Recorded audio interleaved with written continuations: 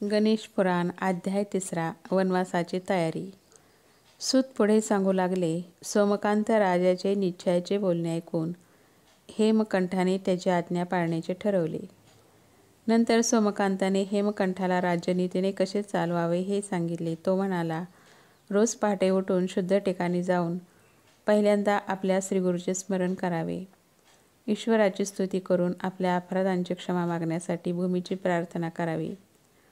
पुढे श्री गणपतीची स्तुती करून गणेश पंचायतनाची प्रार्थना करावी. गणपती पंचायतन म्हणजे गणपती, शंकर, विष्णू, सूर्य व देवी हे होय. मग आपण ज्याची उपासना नित्य करीत असो त्या देवतेचे ध्यान करावे व मानसपूजा करून आपल्या अपराधाची क्षमा मागावी. नगराच्या नैऋत्य दिशेत जाऊन आपले प्रातःविधी उरकून घ्यावेत. दात घासावे, तोंड धुवावे, गार पाण्याने स्नान आटोपून संध्या करावी.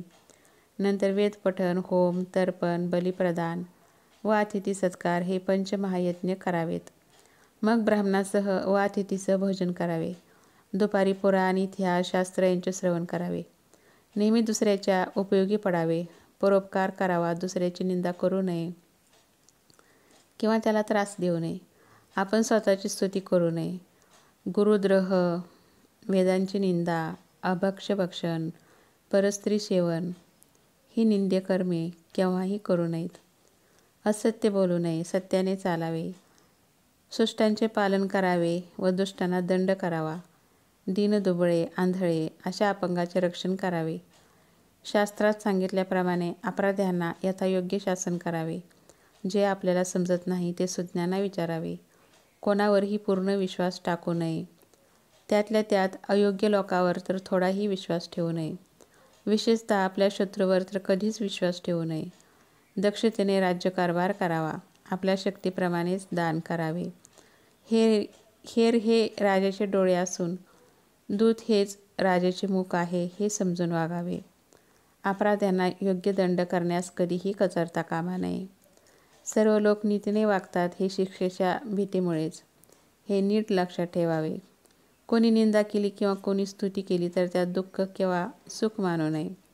आपल्या सर्व मसलती बाहेर फुटू देऊ नयेत. काम, क्रोध, मद, मत्सर, लोभ व अहंकार हे 6 शत्रू ज्याने जिंकले आहेत तो इतर शत्रूंना सहज जिंकू शकतो.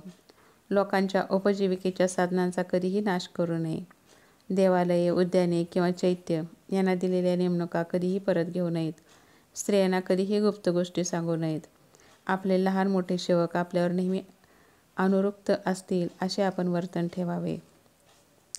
याप्रमाणे सोमकांत राजाने आपल्या मुलाला उपदेश केला. नंतर विद्याधीश, रूपवान व क्षेमंकर या आपल्या 3 प्रधानांना बोलावून राज्याभिषेकाची तयारी करण्यास सांगितले. विद्वान ब्राह्मण, नातेवाईक मंडळी, प्रतिष्ठित नागरिक वगैरे लोकांना यथायोग्य आमंत्रणे दिली.